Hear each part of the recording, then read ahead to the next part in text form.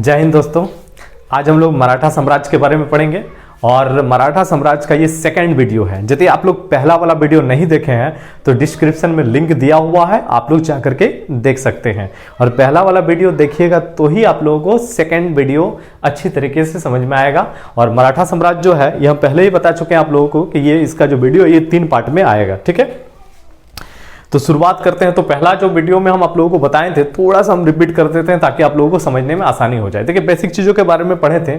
देखिए इसमें एक कन्फ्यूजन था। कन्फ्यूजन ये था, देखिए जैसे शिवाजी महाराज के बारे में हम लोग पढ़े थे तो हम आप लोगों को बताए थे उनका शासनकाल 1627 से लेकर के 1680 तक। ठीक है, समझना है आप लोगों को 1627 से 1680 तक। हालांकि इन्होंने राज्याभिषेक जो है ना, छत्रपति की उपाधि जो है 1674 में धारण किया था, ये आप लोगों को हम बताएंगे। ठीक, आगे समझ में आ जाएगा कि राज्याभिषेक के बाद इनका शासनकाल तो 1674 से शुरू हो जाता है। ठीक है, देखिए बहुत सारे इतिहासकारों का मानना है कि 1627 में शिवाजी महाराज का जन्म हुआ था। ठीक है, तो कहीं कहीं आपका 20 अप्रैल 1627 भी रह सकता है, कहीं कहीं याद रखिएगा ये 20 अप्रैल के जगह 19 फरवरी भी रह सकता है, तो घबराना नहीं है। ठीक है, बहुत सारे इतिहासकारों ने अपना अपना अलग अलग अपने हिसाब से दिया है कि इनका जन्म जो है आपका 20 अप्रैल 1627 को हुआ था, किसी का कहना है कि 19 फरवरी को हुआ था। ठीक है, तो इसमें कोई दिक्कत नहीं है। अब 1627 के अलावा कहीं कहीं हम लोगों को 1630 भी मिल जाता है। ठीक है,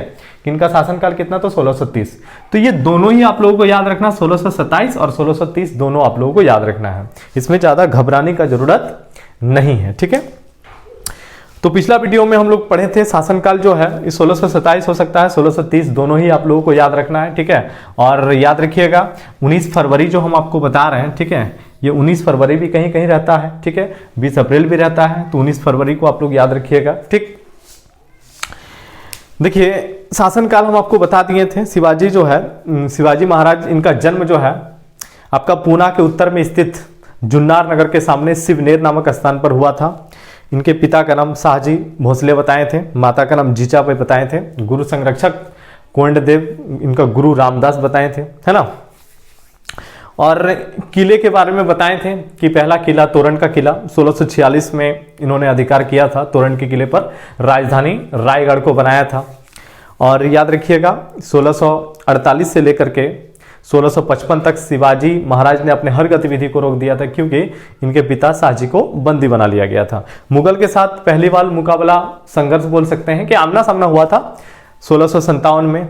उसके बाद हम आप लोगों को लास्ट शायद बताए थे, देख लीजिएगा वीडियो आप लोग। ठीक है, लास्ट कि शिवाजी महाराज और आपका अफजल खां, ठीक, जो कि आपका बीजापुर का एक सूबेदार था, सेनापति था अफजल खां। ठीक है, ये क्वेश्चन में पूछा जाता है कि अफजल खां कहाँ का सेनापति था, बीजापुर का सेनापति अफजल खां। तो अफजल खां और शिवाजी, ठीक है, दोनों के बीच में युद्ध हुआ था। बदले में शिवाजी ने उसकी हत्या किया और 10 लाख रुपए का आभूषण वगैरह उनसे लूट लिया था। तो यहां तक लास्ट हम लोग पिछला वीडियो में पढ़े थे और इसके आगे हम आपको बता रहे हैं। तो दोस्तों वीडियो को शुरुआत से लेकर के अंत तक देखिएगा, बहुत इंपॉर्टेंट टॉपिक है। एग्जाम में आप लोगों को इससे रिलेटेड क्वेश्चन पूछा जाता है। शुरुआत करते हैं। देखिए समझना है, औरंगजेब जो है, औरंगजेब, ठीक है, जैसे हम आप लोगों को बताए थे पिछला वीडियो में कि औरंगजेब बीजापुर पर आक्रमण करता था। ठीक है, और बीजापुर वाला भी शिवाजी का दुश्मन ही था। ठीक, तो औरंगजेब बीजापुर पर आक्रमण करता था। अब बीजापुर वालों ने शिवाजी से ही सहायता मांग लिया। शिवाजी तैयार हो गया, तो शिवाजी की सहायता से बीजापुर तो मुक्त हो गया, लेकिन याद रखिएगा अब युद्ध शुरू हो जाएगा शिवाजी और औरंगजेब के बीच में। ठीक, शिवाजी और औरंगजेब के बीच में युद्ध शुरू हो जाता है। तो औरंगजेब जो है समझना है 1658 में गद्दी पर बैठा था। कब गद्दी पर बैठा? 1658 में। ठीक है, तो गद्दी पर बैठने के बाद औरंगजेब का सबसे इंपॉर्टेंट काम था दक्षिण में शिवाजी की बढ़ती हुई शक्ति को रोकना। ये औरंगजेब का सबसे इंपॉर्टेंट काम। तो औरंगजेब ने सबसे पहले क्या किया, 1660 में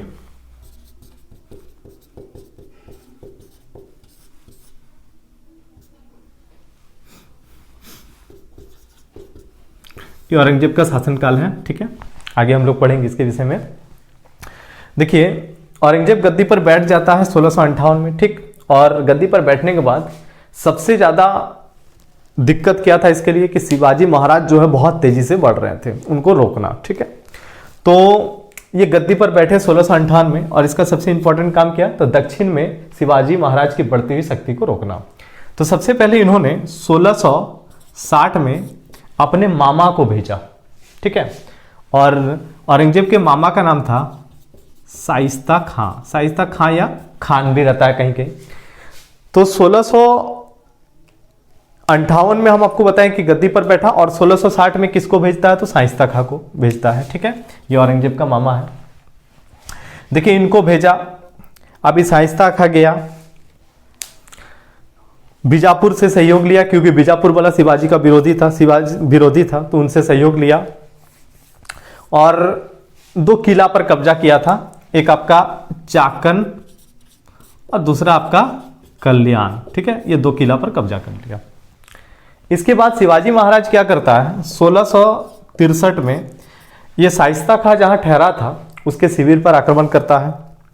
शाइस्ता खां को जान बचाव करके वहां से भागना पड़ जाता है। मतलब आपको याद रखना है कि औरंगजेब गद्दी पर बैठता है और सबसे पहले शिवाजी महाराज को मारने के लिए किसको भेजता है, तो शाइस्ता खां को। कब भेजा, 1660 में भेजा। ठीक है, वो गया, बीजापुर की सहायता से चाकन और कल्याण के किले पर अधिकार भी कर लेता है। लेकिन 1663 में हम आपको बता रहे हैं कि शिवाजी महाराज के द्वारा आक्रमण किया जाता है, किस पर, तो याद रखिएगा शाइस्ता खां के ऊपर। शाइस्ता खां हम आपको बता रहे हैं, इसके शिविर पर आक्रमण किया, शाइस्ता खां को जान बचा करके भागना पड़ा। इसमें मुगल सेना को बहुत ज्यादा क्षति भी पहुंचा था। ठीक, इससे क्या हुआ ना कि शिवाजी महाराज की शक्ति में और ज्यादा वृद्धि हुआ। उसके बाद एक क्वेश्चन पूछता है कि 1664 में शिवाजी महाराज ने सूरत को पहली बार लूटा। तो ये क्वेश्चन कई बार कुछ पूछा गया है कि सूरत की पहली लूट कब होती है, तो 1664 में, है ना। ये आप लोगों को याद रखना है कि सूरत की पहली लूट कब बताएं, 1664 में। आगे हम आपको बताएंगे दूसरी लूट 1670 में होगा। ठीक है, अब देखिए ये तो पहला हो गया। तो क्वेश्चन ये पूछता है कि औरंगजेब ने सबसे पहले शिवाजी महाराज को पकड़ने के लिए, मारने के लिए किनको भेजा था, तो शाइस्ता खां। ठीक है, कोई दिक्कत नहीं है। उसके बाद जब ये असफल हो गया, शाइस्ता खां तो असफल होकर के लौट गया। अब जब शाइस्ता खां असफल हो जाता है, उसके बाद आमेर का एक राजा था, नाम तो उसका राजा जयसिंह, आमेर का राजा, अजमेर का। ठीक है, आमेर का राजा नाम क्या बताएं, जयसिंह। इनको भेजा 1665 में। तो पहली बार किसको भेजा, तो शाइस्ता खां को भेजा। उसके बाद किसको भेजता है, तो आमेर के राजा जयसिंह को भेजा। कब भेजा, 1665 में। अब ये राजा जयसिंह जो हम आपको बता रहे हैं, इसने देखिए राजा जयसिंह जो जाता है ना, इसने भी याद रखिएगा क्या किया, शिवाजी का जो विरोधी था उन लोगों से सहायता लिया, और अपनी पहली ही प्रयास में राजा जयसिंह क्या करता है, पुरंदर के किले पर आक्रमण करता है। कौन सा किला बताएं, पुरंदर का किला। ठीक है, तो पुरंदर का किला जो है, किले पर आक्रमण करता है, और ये पुरंदर का किला जो है राजा जयसिंह जीत लेता है 1665 में ही, समझना है। ये पुरंदर का किला बहुत इंपॉर्टेंट किला था। इस किले की रक्षा करते हुए शिवाजी की महाराज का एक अत्यंत वीर सेनापति था, नाम था उनका मुरारजी बाजीराव। तो ये जो मुरारजी बाजीराव हम आपको बता रहे हैं, मुरारजी बाजीराव, दोस्तों इनकी मृत्यु हो जाती है। ये क्वेश्चन में कई बार पूछा गया। ठीक है, कि पुरंदर की किले का रक्षा करते हुए शिवाजी का एक सेनापति की मृत्यु हुई थी, नाम क्या बताएं उनका, मुरारजी बाजीराव। तो ये आप लोगों को याद रखना है। अब देखिए क्या होता है कि पुरंदर के किले पर जब अधिकार कर लिया, तो ये राजा जयसिंह बहुत तेजी से बढ़ रहा था। अब इतना तेजी से ये बढ़ रहा था राजा जयसिंह, तो ऐसे में क्या होगा कि आपका यदि उसको नहीं रोका जाए तो हो सकता है कि और भी बहुत सारा किला जीत ले। इसलिए बेहतर क्या होगा कि राजा जयसिंह को रोक दिया जाए। तो उसके साथ शिवाजी महाराज ने समझौता कर लिया। ठीक है, संधि किया। तो संधि क्वेश्चन पूछता है कि पुरंदर की संधि कब हुई थी। ठीक, तो पुरंदर की संधि हुई थी 1665 में। किसके किसके बीच में, तो आमेर के राजा जयसिंह और शिवाजी के बीच में। ये क्वेश्चन कई बार पूछा गया है। ठीक है, जो राजा जयसिंह हम आपको बताएं, ठीक है, और आपका शिवाजी महाराज के बीच में समझौता हुआ था। कब हुआ था, 1665 में। तो पुरंदर की संधि हम लोगों को क्वेश्चन में पूछा जाता है, कब हुआ था, तो 1665 में। किन के बीच में होता है जी, आमेर के राजा जय सिंह और याद रखिएगा शिवाजी महाराज के बीच में होता है। ठीक है, समझना है। अब देखिए दोनों के बीच में जब समझौता हो गया, ठीक, अब समझौता हो गया तो महाराज कौन है, तो औरंगजेब है। अब उनसे हमको मिलना भी पड़ेगा, तो एक बार इसको थोड़ा सा रिकॉल कर देते हैं, आप लोगों को समझ में आ जाएगा। देखिए औरंगजेब गद्दी पर बैठे थे 1658 में। गद्दी पर बैठने के बाद उनका सबसे इंपॉर्टेंट काम क्या था, दक्षिण में शिवाजी की बढ़ती हुई शक्ति को रोकना। ठीक है, और औरंगजेब गद्दी पर बैठने के बाद सबसे पहले किसको भेजता है, तो अपने मामा शाइस्ता खां को भेजा। कब भेजा, 1660 में। शाइस्ता खां जो है वो असफल हो गया था, कोई दिक्कत नहीं है। ठीक, उसके बाद किनको भेजता है, तो राजा जयसिंह को। राजा जयसिंह अपनी पहली योजना में पुरंदर के किले पर आक्रमण करता है और वो किला जीत लेता है। अब इतना इंपॉर्टेंट किला जब चला गया तो हो सकता है और भी क्षेत्र जीत ले, इसलिए याद रखिएगा संधि हो जाता है। संधि का पेशकश किया और समझौता हो गया। ठीक है, तो पुरंदर की जो संधि हुआ था तो सबसे ज्यादा किला शिवाजी महाराज ही जीते हुए थे। तो शिवाजी महाराज जो आपको बता रहा है उसने 23 गो किला वापस किया था इस समझौता में। ये क्वेश्चन पूछता है, ठीक है, कि पुरंदर की संधि जो 1665 में हुआ था आमेर के राजा जयसिंह और शिवाजी महाराज के बीच में, इस संधि में शिवाजी महाराज ने कितना गो किला वापस किया था, तो 23 गो किला वापस किया था। अब समझना है। देखिए अब समझौता जब हो गया तो महाराजा से मिलना पड़ेगा, और महाराजा कौन है, तो औरंगजेब है। तो एक क्वेश्चन पूछता है शिवाजी महाराज की आगरा यात्रा कब होता है, तो 1666 में। दोस्तों इसको मिटा देते हैं, ठीक है, आप लोग स्क्रीनशॉट ले लीजिएगा।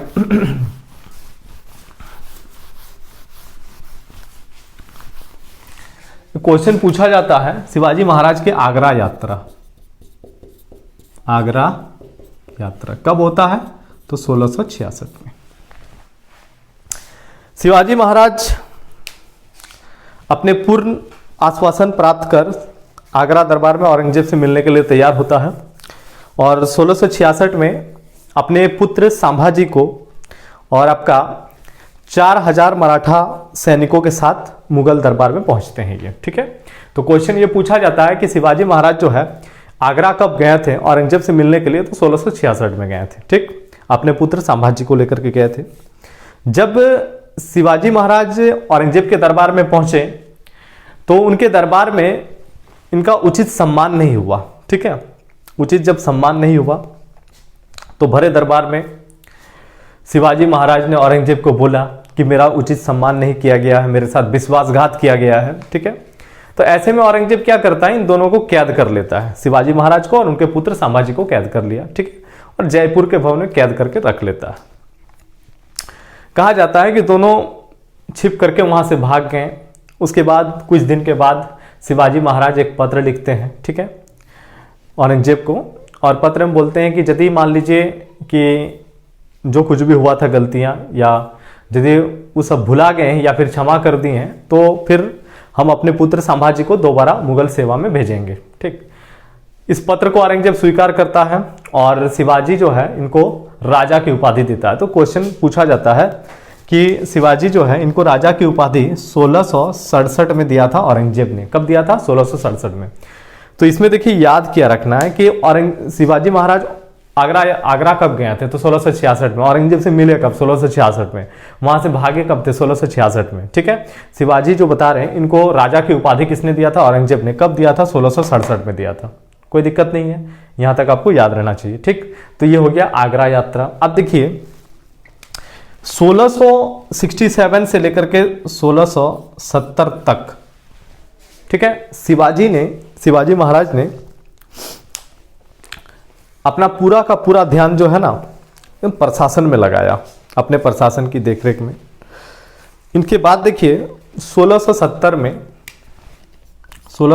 में पुरंदर की संधि का उल्लंघन किया शिवाजी महाराज ने। ठीक है, क्वेश्चन पूछता है पुरंदर की संधि हुई कब थी, तो 1670 में हुआ था।